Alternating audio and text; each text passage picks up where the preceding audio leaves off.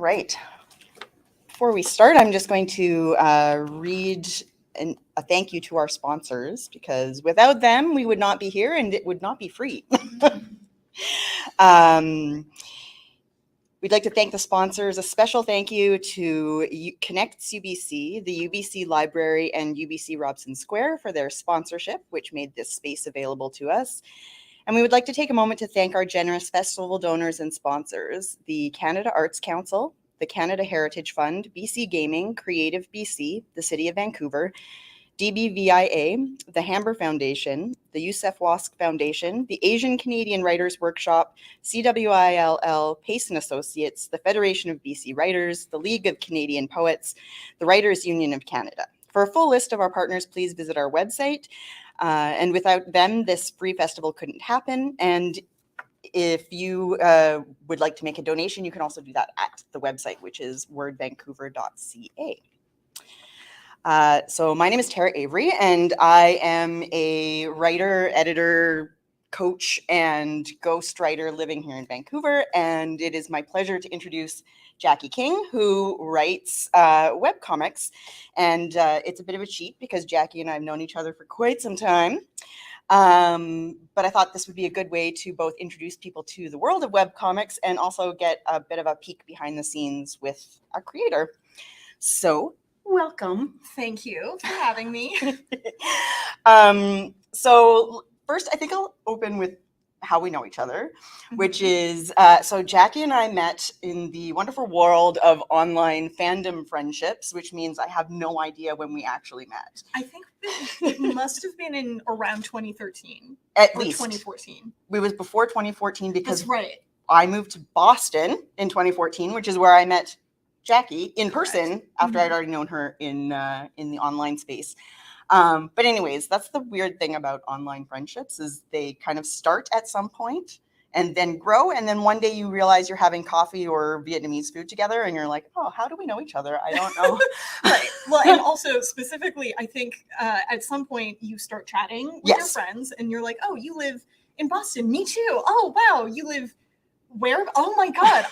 We live down the street. We go to the same bakery. We go to the same place to get bubble tea. Yes, the world is very small. And actually Tiny Comic Connection is, I think that is one of the earliest things that happened between us, is you asked me if I wanted to collaborate with you on a comic. That's right. Which never actually got done. Which never actually did get done. That's the other thing about online life. But it was, so I wrote a little script and then I never illustrated it. But the thought was there. Yes, that counts. And we became friends. And then I moved back to Vancouver and then she moved to Vancouver and the world is small. Yes. So fandom is sort of where you got your start to, like, I know you did art before that, but what sort of drew you to online comic making specifically? So I definitely, my roots have always been in fandom. Just, it's an easy way to build community. It's an easy way to engage with people on something that you care a lot about. And so I think in my teenage years, I liked Harry Potter a lot, like many millennials. But I didn't do a whole lot of fan stuff back then because I guess I was busy with high school and stuff. But in my 20s, I discovered Mass Effect, and it was a great community, and it was shockingly active because I started doing fan art for it well after the games had been released, well after it was dead and done, and like there was no more never dies marketing hype. So I stumbled into, the games, and then I made some fan art, and then immediately was like, oh, there's a whole community of lovely people here who also have like great ideas and who also are really fun to interact with and theoretically collaborate with. One day. Yes, one day. Like 20 years from now, she's going to suddenly I'm gonna drop do this little like fishing script that I wrote. Oh my God, it was about fishing with Presidium. It was fishing with Presidium. What a throwback. And so I know that you started doing fan art, and one of the things that I think is different from writers in the fan community and artists in the fan community is there tends to be a lot more stigma about commissions, starting to get paid for the work that you do that's connected to the fandom in any way.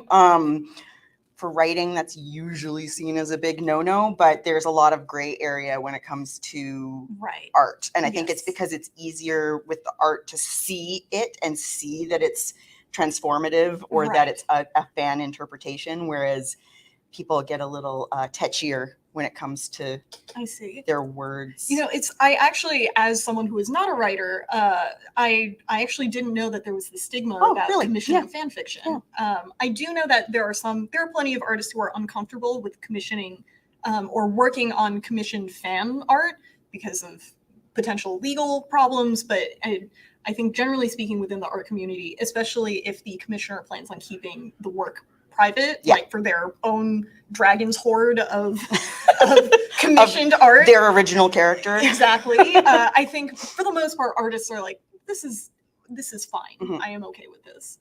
But yeah, I didn't realize there was that stigma for fan fiction. Yeah, it is interesting because I know I've been asked before, like if I'm aware that there's just like there's this line that you don't cross. Some people do cross it, but I've always felt like, oh no, I can write you something original, but I can't.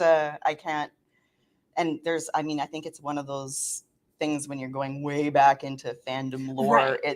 I mean, people used to, back in the old days, the really old days of the internet. It was when I started writing fan fiction for the X-Files. You had to put a list of disclaimers. I don't own this. Fox owns this. I swear I'm not making any money. And it would be like all this, and then you would like write a story about Mulder and Scully kissing. Like that was it.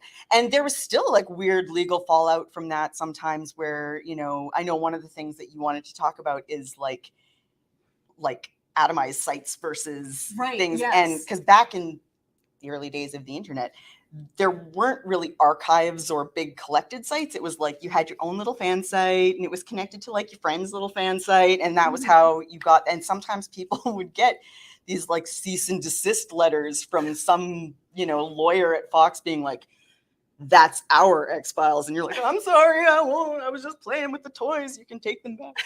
I mean, that never happened to me, but I was close enough to see it happen. And then there was, I mean, in some if you're interested, the Anne Rice debacle, just look it up. Oh my gosh. Just look it up. I have heard that she's quite litigious. Litigious, very, when it comes to fan fiction. Interesting.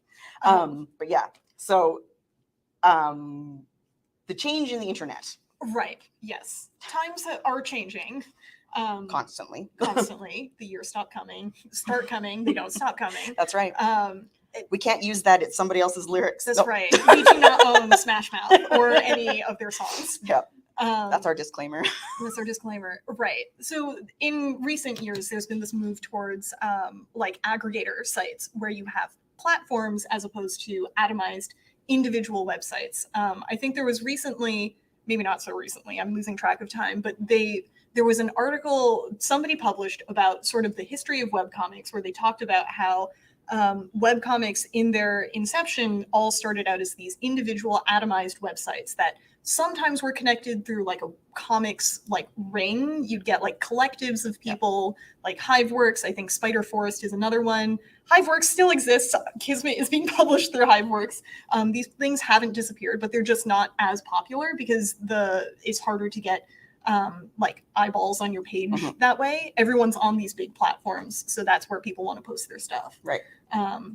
And so now you sort of have aggregators like Webtoon, Tapas. I think there are a whole bunch of others, but those are the two big ones that it's like there's Wattpad for writers, right? And exactly, stuff like that. And so the shift from like content that is made to cater towards an algorithm that, you know, will then want to serve it up to consumers, as opposed to, I think back in our day of these atomized, individualized websites, you got a lot more niche stuff. Yeah.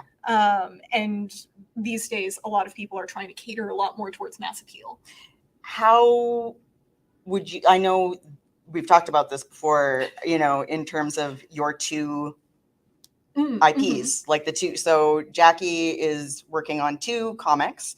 One is Kismet, which is a sci-fi story, and the other is Lady Killers, which is sort of D&D-esque. Yeah, goofy sapphic D&D hijinks. Yes. So right. So it's funny. I actually Kismet has been my long-standing passion project. But as it turns out, sad sci-fi drama is a lot less marketable than goofy D&D hijinks that is kind of like a joke with lesbians. With lesbians. Right. So all cute lesbians too. It's They're kind adorable. of I initially came up with Lady Killers as a concept after chatting with my editor for Kismet.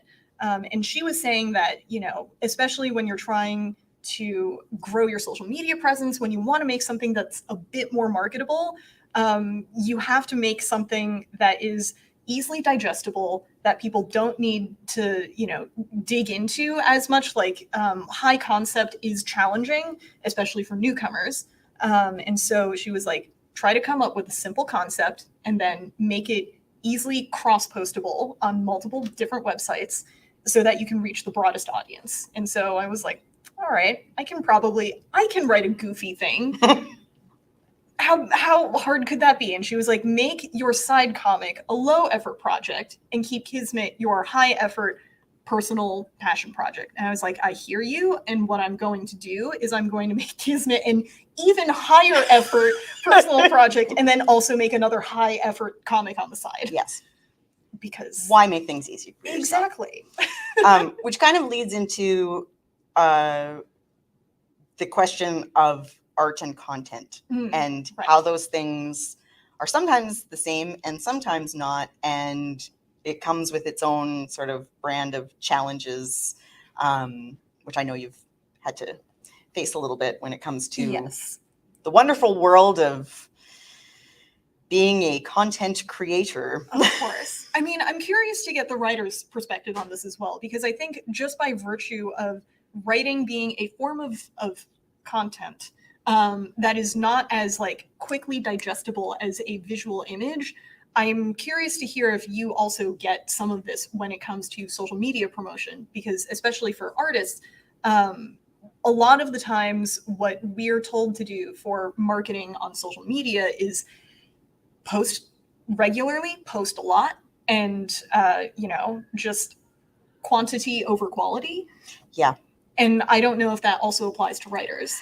I think it depends. I mean, one area, and I'm going to temporarily put on my editor hat with clients, because one of my clients is a fairly well-known cozy mystery writer, and she's making a living writing, which is not easy, and self-publishing through Amazon, basically. That's a tough. And I didn't work with her on her first like 10 books. This is how much she had to publish. And she was telling me one time that when she started, she went in knowing that she wasn't going to make any money for like 10 books and trying to get those books out essentially as quickly as possible, because once she had a back catalog, once, you know, you put out a new book and you can say, now go buy book 1, 2, 3, 4, 5, and then suddenly that was the thing that was bringing in the income that she could actually live on. But she almost killed herself doing it, because if you're writing, you know, 10 books in the space of a year or something like that, even short 50,000 word type books, like, you burn out. And so I would say that, and I think this is also something that you can speak to, the idea of work-life balance, and that create like what? The what? Yeah, I don't know her. Me neither. That kind of creates this real, especially when you work for yourself or you work from home and you're just, life is always there, but work is always there, and you feel like you're never quite working enough, and then you burn out and you cry and you don't do anything for 6 months and you're poor. Right. Well, there's also the lines are further blurred when it's your passion. Yeah, exactly. When it's something you'd be doing for free, even if nobody was paying you. Yes. So, how do you maintain work-life balance when this is the thing that you want to do anyway? Does anyone know? We're putting the question out there. But yeah, I do think that the changing landscape of sort of the digital spaces in which we share our work is not helping with this at all, because there's a push towards making content instead of the idea of making art for art's sake. Mm-hmm. And my own personal interpretation of art versus content is that art is something that the artist makes for the joy of creation, like because you feel compelled to make a thing, like a piece of art, a story, like a song. You feel personally compelled to do this because your creative drive tells you that this is something that I want to do. Content is something that is made purely to be consumed by someone, by like a viewer, a reader, a listener. And so in my opinion, art can be content, but content is not necessarily art. I think anytime that you get into that question of quantity over quality, and quantity especially in terms of how fast can you put something out, because the algorithm is going to shuffle you to the bottom of the deck almost instantly. So you need to put something new out there again to try and get yourself back up there. I mean, to me, it's a bit of it like you're always, it's not sustainable. Right. It's a hamster wheel. Yeah. So how do you like, looking at your own work and your own sort of, let's not make it too, your goals for the next year, Sure. Yeah. or something like that. How are you handling the idea of creating something without burning out, or without getting to the point where you would rather burn it to the ground than write one more thing? Right. I think the real way to keep it manageable is, I mean, this is very old, stale advice, but really the way to keep it manageable is just to take breaks. And also, especially if you are trying to maintain a rigorous publication schedule of either I need to post something every day, or if, for example, you're working on a webtoon and you have to publish every week, you kind of have to be good about scheduling when you do things. And also, there are times that you're just going to have to learn to either forgive yourself for not putting out your best work, or forgive yourself for being a little bit late, because those things are just going to happen when you have this really intense publication schedule. Can you talk a little bit about that? Like, talk a little bit about kind of the expectation, like, sure, of that. I mean, just in terms of, because I mean, even with my cozy writer who was, mm-hmm. She was trying to put out a book a month, like that, which is, oh my God, again, don't do this at home. It's bad for you in the long run. But she was trying desperately to like chug away and put the stuff out. Mm-hmm. But it wasn't sustainable. And there's still the process that you have to go through. And a book takes a little longer usually to read, although it is amazing how quickly people will start asking for more. That is true. People are voracious readers. Mm-hmm. And I guess in terms of the actual publication schedule, it's often, depending on what kind of arrangement we're talking about. So in terms of publishing to your own social media just to stay on top of, just to maintain a certain level of engagement or whatnot. The algorithm. When you're just trying to feed the algorithm, a lot of those deadlines are self-imposed. And I think there is something to be said about like understanding that, so especially when it comes to growing your social media accounts, it's really more about the long term that you're looking at rather than short-term gains. Because if you are checking your metrics every day, which I'm sure many of us who are artists who post our work publicly do, you'll often notice there's a lot of volatility. Lots of peaks and valleys in the graph you're seeing. And that's never what you want to actually look at. What you really want to look at is, how much have I done over the course of a year? How much have I done over the course of 6 months? And when you broaden your the view of your sort of accomplishments, it helps put into perspective like, oh, I'm not falling behind. Right. I don't necessarily need to publish every day. I like this is fine. Like I'm There's maintaining been a general upward trend without it looking like the exactly 24-hour, and then I lost 10 followers and it was the end of my life. You know? right. Yeah. Exactly. So there's that. When it comes to, for example, I also work as an art assistant on Lore Olympus, and with platforms like Webtoon, especially if you get published as an original, you have the weekly publishing schedule. And when you have that hanging over your head, it's really all about finding a workflow that you can sort of optimize into working like a very well-oiled machine, because that's really the only way to maintain a really breakneck publishing schedule is if everybody, so the Lore Olympus team is relatively small. I think most Webtoon originals have a fairly small team. And by virtue of that, you get to know the team really well. And I think at least on Lore Olympus, we all work together really well. The process is very seamless. Rachel does an incredible amount of work, but we just because it works so seamlessly, it doesn't feel as hectic. Right. But also I'm just the art assistant and not the main creator on that, so I only get to see a very small slice of what that workflow looks like. Right.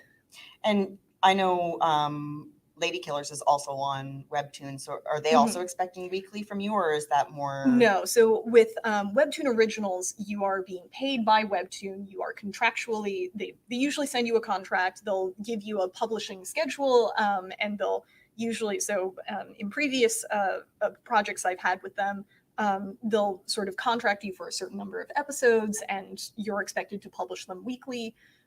For Webtoon Canvas comics like Lady Killers, because it's a self-publication model, you don't, again, the deadlines are self-imposed. So you are able to sort of tell your audience, I'm taking a break this week because life came up, or, I'm taking a break this week because like I hurt my hand. There's less pressure there, certainly. Would you say though that the goal is still to get picked up as an original, or I think a lot of people on publishing on Canvas, that is their ultimate goal, and I couldn't tell you how to go about doing that because I haven't done it myself, but I think another strategy, the strategy that I take, is that I'm just trying to use any platform available to me to publish my comics, to get people to see them. This is something that my editor, who makes Crow Time on Webtoon Canvas and who also makes, she's the editor-in-chief at Hiveworks. What she told me was that the most important thing is that you get a wide set of people from various platforms. And if you are able to capture attention from multiple different sources, you never have to live in fear of the day Elon Musk decides to buy another social media platform. Or just the one that you had. I mean, right. I know that I was never much of a Twitterer, but I know that a lot of people who work are not just artists or writers, but like people who work in publishing of all sorts, self-employed editors. There's usually a lot of overlap because it becomes the place where you're doing your marketing or your networking, and if suddenly the whole model shifts from underneath you, then you need to find a whole new way of doing that work, which you'd finally gotten to work for you or whatever. Exactly. So I think that's, and even because as you said, like Webtoon has sort of taken bites out of the original form of publishing on your own site and then getting people to come through that way. And then by its nature, that means that it's kind of dictating in some ways the. Right. Yeah. I mean, it has a really big impact on how they shape the landscape of what's being published and what's popular. Right. Because, I mean, by virtue of being these big aggregator platforms, they can decide like, oh, we want to highlight this type of content. Yeah. Like this has, performed well with test demographics. We're going to push this type of content. They're essentially acting as like the big 5 publishers in Right. New York for books, say, where it's like, yeah, you've got, if you don't get in at Simon and Schuster, well, you're not getting in at Simon and Schuster, but maybe, that you see the same thing with authors who are trying to, start out trying to get in with the biggest publishers and slowly working their way down. But Right. there's pros and cons to both things, just like there's pros and cons to traditional publishing versus self-publishing and stuff like that. I know that you actually had the experience of being contacted by an agent, right? Yes, correct. And was that through just like the content you were creating? Yes. So it was because she saw my work on Webtoon. So I initially published Lady Killers as a contest entry, and she read it and she really liked it. And this is kind of what I mean about publishing your work on a wide variety of platforms to get the most number of eyeballs on it.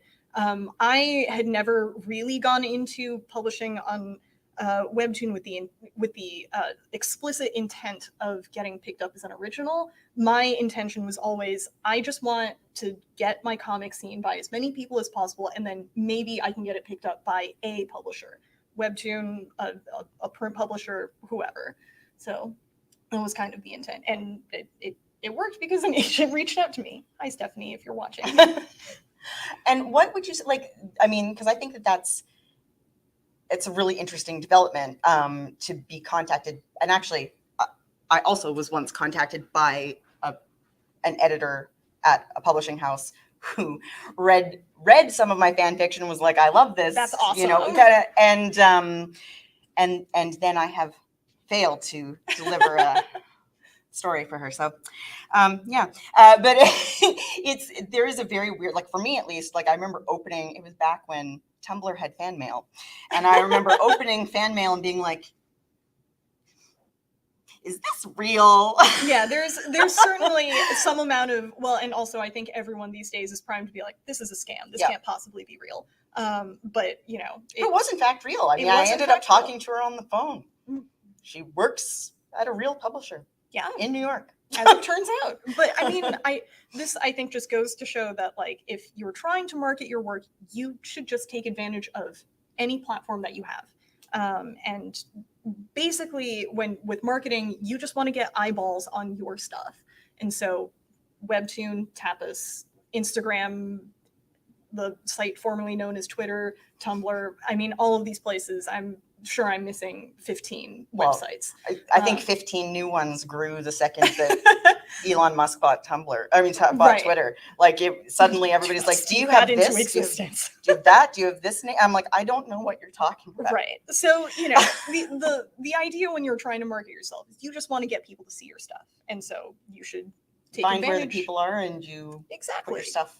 And there's something to be said about, especially when you're just starting out, especially if you are just in the beginning stages of a project, not sweating the deadlines too much, because at that stage it's low stakes and you don't want to burn yourself out by forcing yourself to adhere to a really punishing publication schedule, even if it's just to appease the algorithm.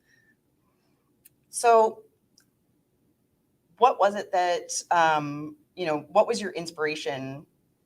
Talk about both projects, because I know you worked on Kismet first and then kind of like took a sidestep into Lady Killers. And I know Lady Killers came around right around the same time as this sort of rise in Dungeons and Dragons popularity, popularity. I mean, it went from like, I remember my dad literally had like the original red box set of Dungeons and Dragons. Awesome. Probably worth something if you kept it.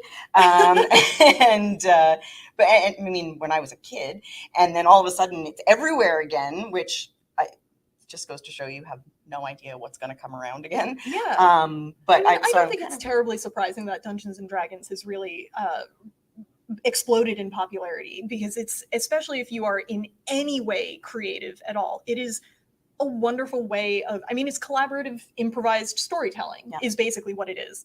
And it, especially if you're a writer, if you're an artist who has like story ideas in your head, it's a wonderful way to explore a character that you're working on. It's a wonderful way to further flesh out a setting that you're working on.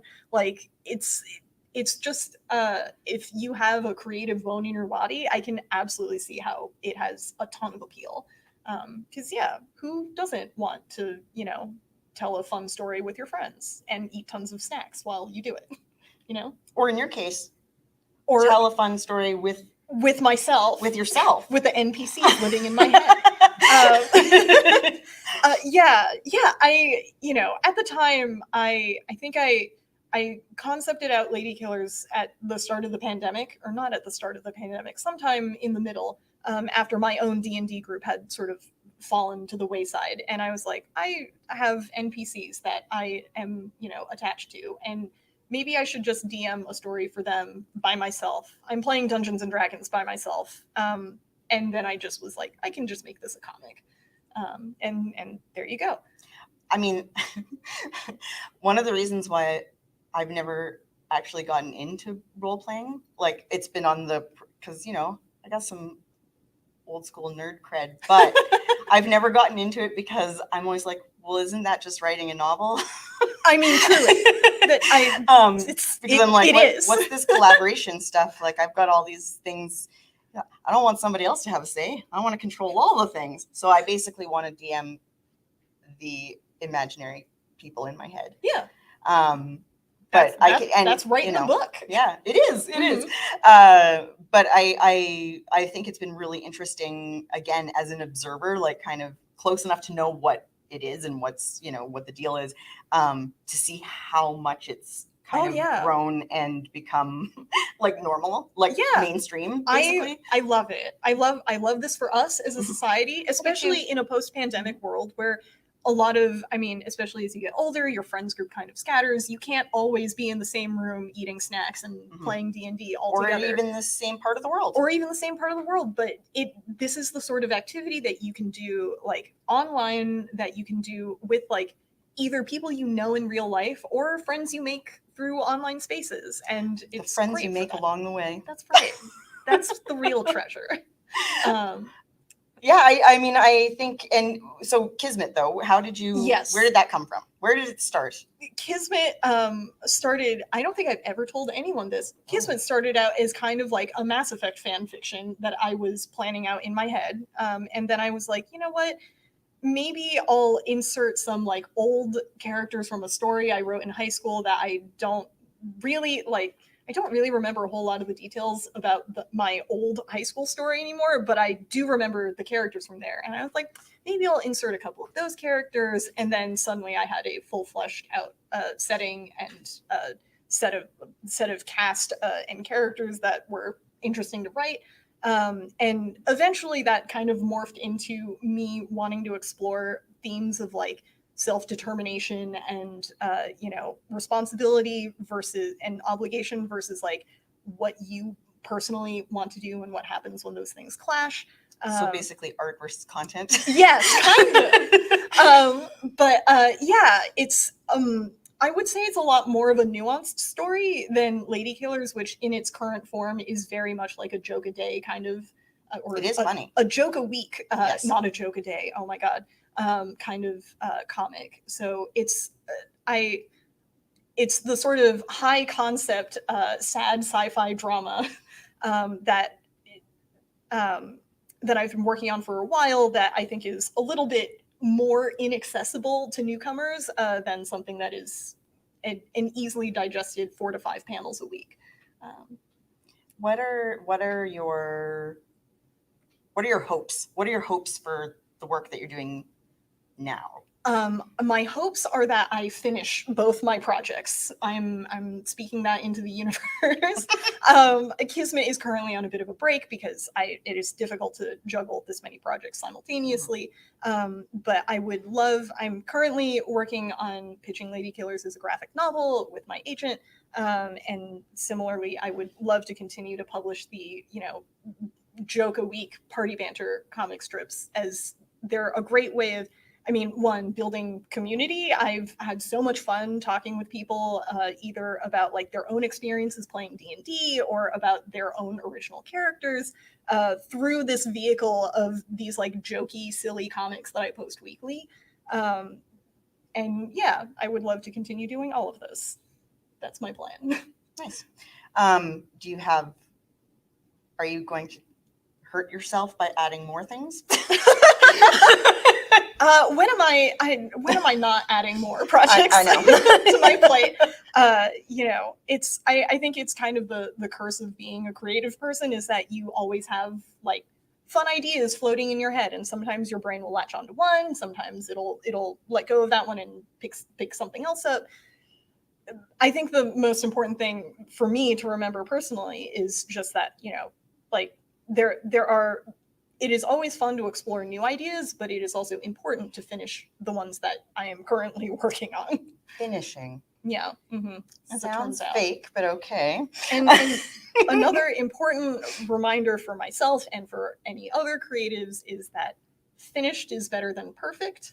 And yes. One thing that I've learned over the course of making comics professionally is that my personal inclination is to over-render and overwork everything. Like, what I desperately want to do in every panel is to like zoom in at 600% and work on like rendering out like the like little lighting details and like little tiny details that no one will look at or care about other than me. And what I've realized is that that doesn't help. It doesn't, when it comes to comics, what I've really noticed as I've read more of them and as I've made them is that the most important thing is always going to be composition and readability. And you can accomplish that without over-rendering everything. Because oftentimes when you overwork a page, it ends up it's overwhelming for the reader. They don't know what to look at first. There's just a lot of stuff. But when you keep it simpler, when you focus on certain details to like either render out while keeping other things more simple, it actually adds to the punchiness. It makes a greater impact. It sort of reminds me of how, like in manga, like you would get mostly just the black and white pages and then the occasional like spread in the middle that's all color, and that's it's right. the basically the art that you would put on yes. your nerdy high school wall. And whereas the rest is, kept obviously a much simpler two-tone kind of, you're not bankrupting yourself publishing in full color and all of that stuff. And I think even just watching some of your kind of draw with me videos and stuff like that, I think it's really interesting to see that side of the creative process, because I mean, I love art. I think it is fantastic. I wish I could do it, and I can't. I could say the same about writing. We should collaborate sometime. I know. I should really work. I should really finish that comic script you sent me like 10 years ago. Oh gosh. Yeah, I know. I must say that in Jackie's notes, she was like, talk about the differences in the, social media landscape between the 2010s and the 2020s. And I'm like, it's quite different. The 2010s were yesterday. What are you talking about? I know. Don't think about it. It hurts me. I know. It's fine. Time is fine. What kind of, I mean, if you end up going, I presume that if you're working with an agent who's a traditional agent, like, are you hoping to get like a physical copy book? That's the dream. Next time you're here, we'll be here and you can get it signed. Hopefully. Buy her book that's not out yet, but will be. Someday. Hopefully. Yeah, that is kind of my current goal. That being said, things can always change. We'll see what comes up, what other projects appear on my plate. But yeah, at present, my goal is to start working on a graphic novel. It is kind of interesting, segueing into another another aspect of the changing media landscape we're working with is the difference between traditional print published comics versus the webtoon vertical scrolling format. Because that has been a major formatting change that is very difficult for me personally to wrap my head around, because they're very different modes of thinking. Where when I first started making comics more seriously than just the occasional Mass Effect fan comic I posted on Tumblr, I was posting Kismet on Tapas, which is a vertical scrolling webtoon style format. And when you are working in that kind of format, you really don't need to worry about like page economy. You can have as many panels as you want. Frankly, the more panels, the better. You're really, what you're really focused on, or at least what I was really focused on, was getting those like fun, neat transitions as you went down the page that keep it seamless, that make it read like a movie. Whereas with page format comics, which once Kismet was picked up by Hiveworks, I had to switch over from the vertical scrolling format to these individual pages. You have to be much more deliberate about what you're putting on the page because you only have a certain amount of space. And when you only have a certain amount of space, you can't just add that extra cutaway panel of like a close-up tight shot of someone's face. You have to be a lot more deliberate about, okay, this is the dialogue that's happening. This is what I need to convey in this chapter. How do I put these on pages that will not also then turn this book into a like 700-page monstrosity that makes my hand fall off of my body? Yeah. That'll, if you fall asleep reading it, it'll kill you.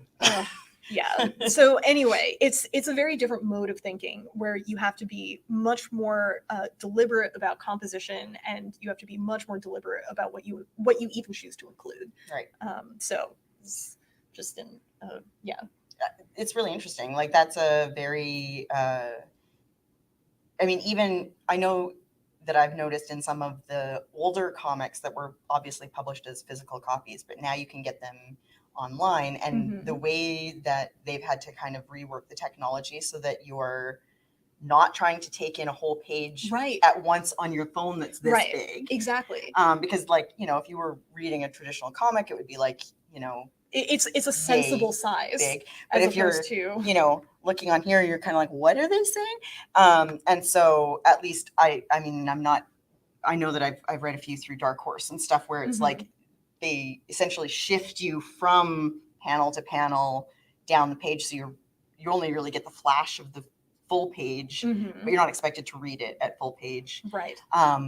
So that seems to also be a bit of a compromise between the two formats. Yeah. And I think one unfortunate side effect of this is that it just ends up creating more work for the artists themselves, because especially if you plan on publishing to multiple platforms, what you end up doing is you have to make either a single page format optimized version of your comic and also a vertical scrolling optimized format of your comic. And, especially with IPs that become popular, you can hire someone else to do that for you. But for a lot of indie creators who are just trying to get their work out there, it's just an added step to your publication work-life pipeline. Balance. How not to have one.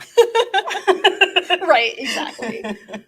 And then I know, for example, like in the early days of Instagram, right? Like where it was used primarily by photographers as a way of showing their portfolios. And then one day, Instagram said, nope, we've decided that we're changing the shape of the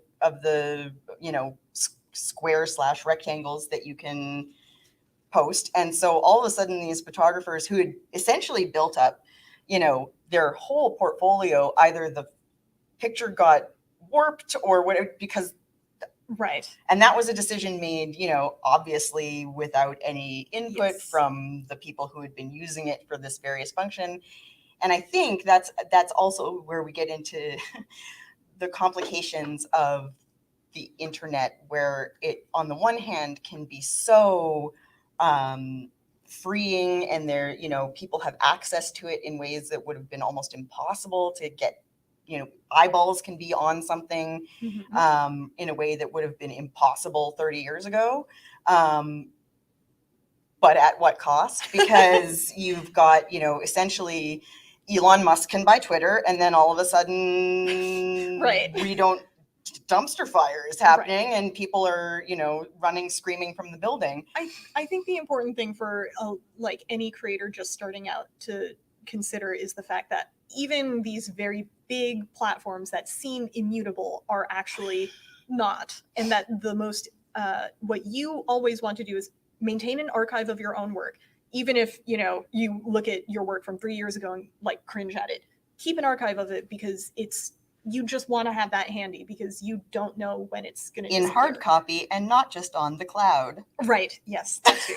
But having both is good. Yes, having both is good. But you should backups of backups, because we take for granted that the cloud exists in the form it is right now, but there's also no guarantee that things that seem immutable sometimes aren't. So you just want to have copies of your own work so that you can reference back to it, in the event that one day, you want to publish either an anthology of your work, like, oh, let me show you the progression of my art, my writing.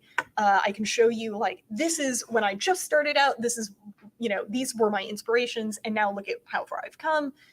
It's just important to maintain. Well, even just things like looking at, say, your character design of baby Octavia at the beginning versus where she is now. Like, it's not just, you've grown as an artist. Obviously, you've just had that much more practice, but there's also, you can see the progression of like how the way I've changed the story she exists in has changed her literal visual design as a character. And I think that's good to just have on hand. And also, again, post your work in multiple places. Things are never as immutable as they seem. So even if, you just want to have a wide spread, and so that if one thing fails, it's not a total loss, right? Yeah. And you've got some, paper trail. Sure. Yes. Exactly. or the equivalent. So what would you say, like, I know that we have also talked about this. How do you... Something that happens when you create stuff on the internet is that the engagement with fans or the people who are following your stuff, sometimes it is wonderful, and sometimes it is less wonderful, and sometimes it's downright scary. And how would you one thing you do is you have a friend who knows what you're talking about, and then you go and you send them a message and say, oh my gosh, you're not going to believe what somebody said to me on the internet today. And thus you vent. But what else would you say are the kinds of things that you do to, because I imagine that especially for people starting out or people who haven't yet had the opportunity to kind of build thicker skin or learn that you can ignore people on the internet. Right. I think that it could be the kind of thing that frightens people off. Absolutely. Well, I think especially if you're young, it's really easy to take some of this stuff personally. It's even if you're not young, it's very easy to take some of this stuff personally, because sometimes it will feel like a personal attack. I think sometimes it is a personal attack. Right. Sometimes it is a personal attack, and then you just have to block that person. Yes. I think being very liberal about using the block button is always good. I think it's also, it's easy for me to say this as someone who has been on the internet for a while and has been desensitized to like rude comments. It's never about you. It speaks more about the person leaving the mean comment on your work, because if you didn't ask for critique on your work and you receive critique on that work, like somebody wasted their time. Yes. And it wasn't you. And similarly, keeping some amount of distance between you and your social media is very important. Just like in terms of like personal safety, not putting all of your information out there is important. But also just maintaining some amount of distance between the persona you project publicly and you yourself as a person, because nobody should have access to you 24/7 all the time on the internet, right? That's not healthy. And so just keeping some distance. I think Instagram specifically has a nice feature where they have messages sorted into like requests, general, and primary. And people you know and people you don't know too. Exactly. I try to make it so that I don't always have to interact with people that I don't know, because I don't, if I look into my requests, there could be any number of like unsettling, weird or rude messages that just seems to happen. And keeping it so that only, people that I already know, people who I like trust will not be unkind to me. Keeping those people that I interact with helps immensely. And then also just, I think you get a lot of what you put out into the internet back. So I think generally being either a positive presence on the internet, also, not projecting lots of negative thoughts and negative opinions on your socials will help keep that from being brought back to you. Because if you project a lot of negative, negative takes on whatever's happening, people will know to respond to you about that. People will know to come to you for that kind of content. And if that's not the kind of energy you want to have in the community you're building, you should avoid doing that. Yeah. Mm-hmm. Is there anything else you want to talk about specifically? And if not, then we can open it to questions. Yeah, I'm happy to open it up to questions now if folks have any. Ask questions. Don't be shy. We don't bite. Oh, sure. Go ahead. You talk about like good comments online. Sure. But sometimes like the critique comes from yourself, especially when you're like online and there's like a lot of content that you can like see, no matter like art or writing. Mm-hmm. How do you guys deal with those like constant like comparing, like is my content like okay or is it the best that I can do? Yeah. Okay, so the question is basically how to deal with, I would say, your inner critic.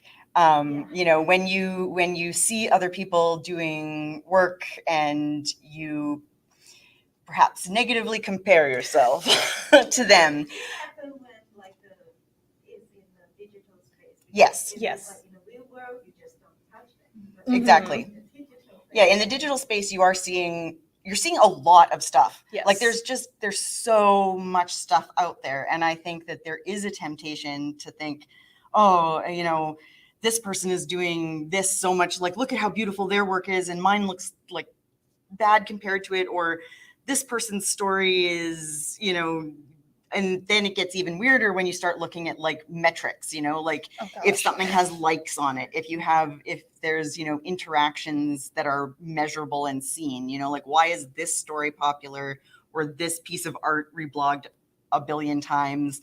And I think that there can be you're basically having a fight with yourself. And I will say that even though I have been doing this for a long time, the harshest critic is still your inner critic, because they know all your weak points and they usually capitalize on them to make you feel bad. Nobody else can make whatever it is that you're doing, writing, art. Nobody else can make something the exact same way that you can make something. And there's value in that, because you're going to, and also I think it comes down to the sort of social media idea of you're seeing somebody else's highlight reel.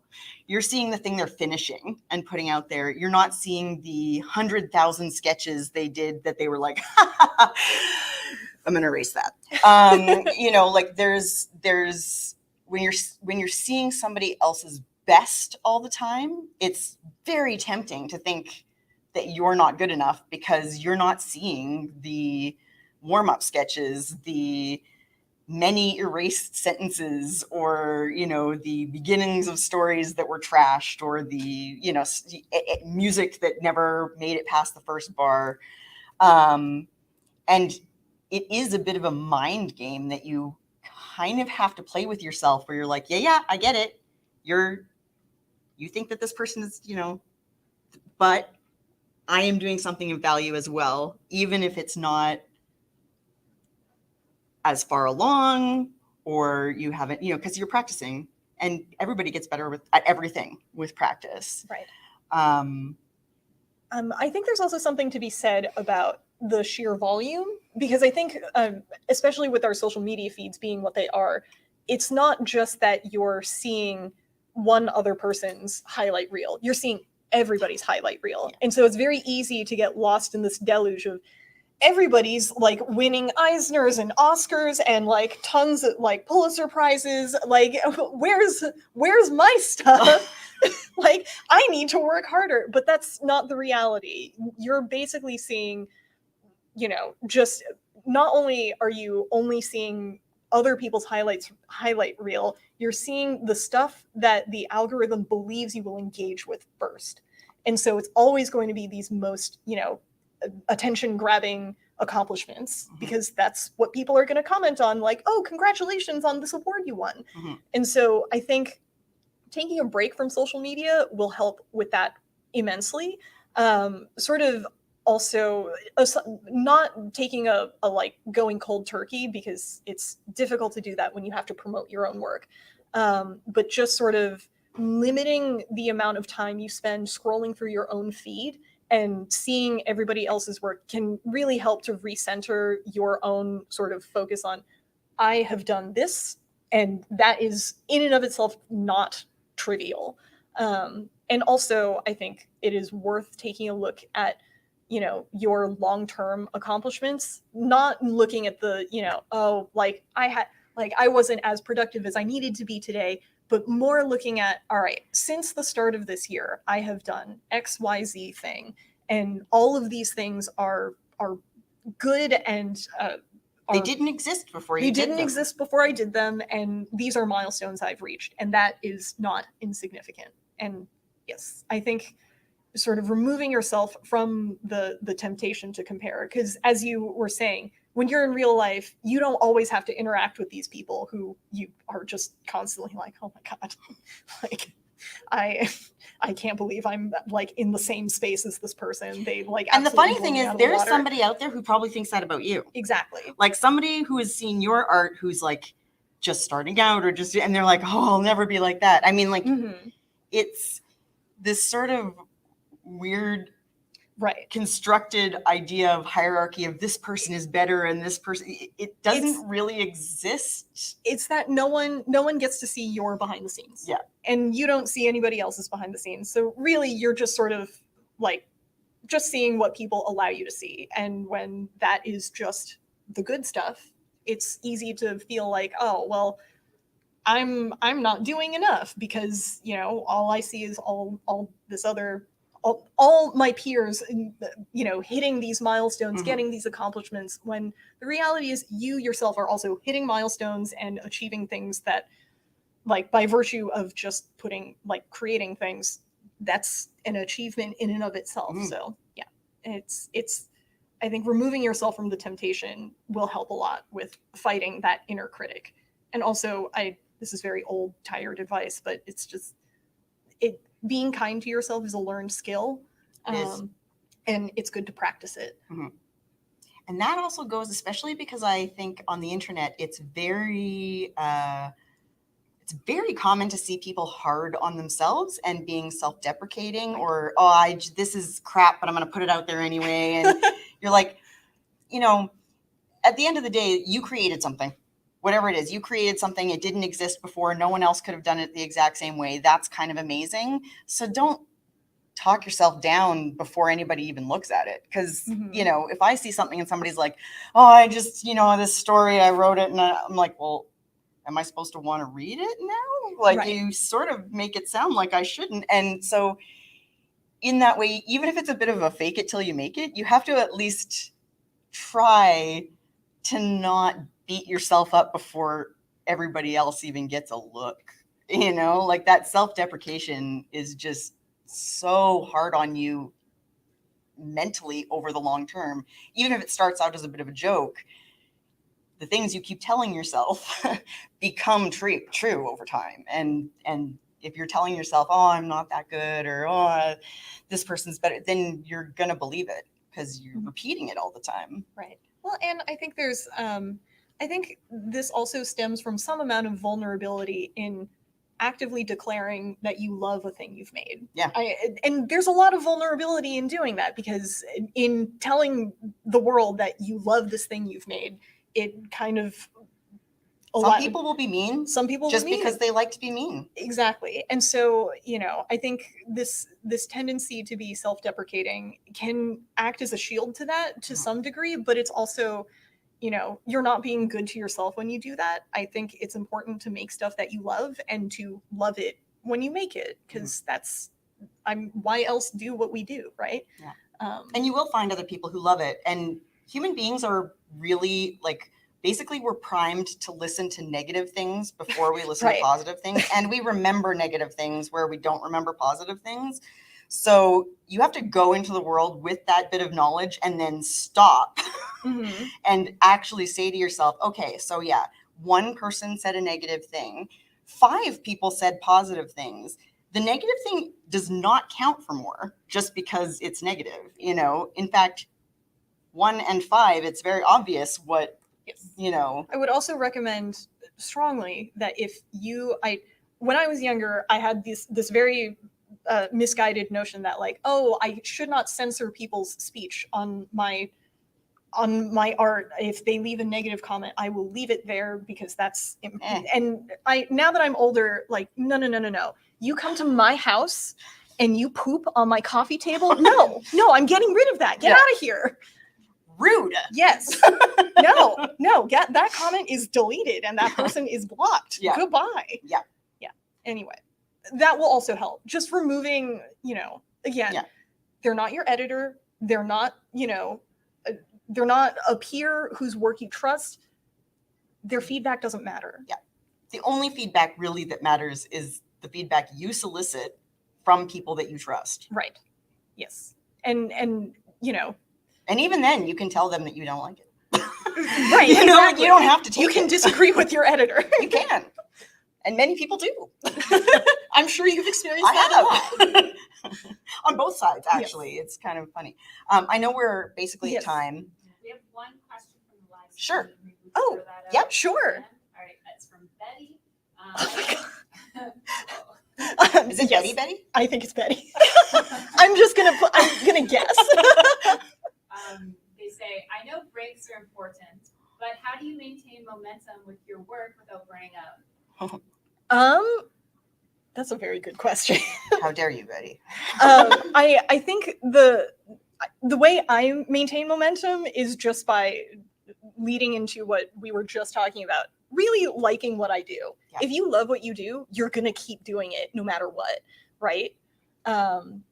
Like I think that's basically the way to do it. And also I think having a group of people that you can go to, art friends, like any kind of friends you can share your work with and, you know, sort of either generate more ideas or having a cheerleading squad that are not your critique squad is really important. And if that's like your mom, that's fine. Yeah. Like you need somebody who's going to be like, I love this no matter what. Right. Everybody needs that. Everybody. Yes. And you need to have people you can go to when you're like, somebody said something mean to me on the internet. Right. And they're like, that person is horrible. Here's 25 GIFs. Yes, exactly. And that's, you know, I think that kind of thing. And the other thing that I've seen as advice on this particular subject is when you finish for the day, leave yourself in a place where you're excited to go back to the thing the next day, whether that's like stopping, you know, in the middle of a sentence or in the middle of a panel, or, you know, you get to draw the pretty outfit the next day, or. Oh no, I'm drawing the pretty outfit first. I know. There's ruffles. There are ruffles. Like you want to leave yourself a reason, and it's like a little mind game, right? But you want to leave yourself a reason to come back the next day and be like, whoo, I get to do this thing that I was going to do yesterday. But, you know, and schedule your time Right. off Yes. from things. Yes. Make sure you take breaks. Yeah. That's And schedule them. Like put them in your, if you need a planner or something like that, like literally say like 7 to 9, no working. No working. I'm going to be playing a video game. Yes. Or It will be Baldur's going Gate 3. outside, I guess. Yes. Going outside and seeing people. That too. That occasionally. too. You don't have to do that too much though. Let's be real. We're all introverts. No. Oh my god, I am not an introvert. I'm a chatterbox. I will talk to anybody. But yeah, so that's kind of, I know you had a question too. Yes. And we have to wrap it up, but if you want to come up and ask afterwards, Yes. please do. We're around. And, Yeah. and if people want stickers, I do have some free stickers. There you go. So thank you very much. Thank you. And thank you again to Word Vancouver for hosting this and all of our sponsors. All righty. Thank you guys so much for coming.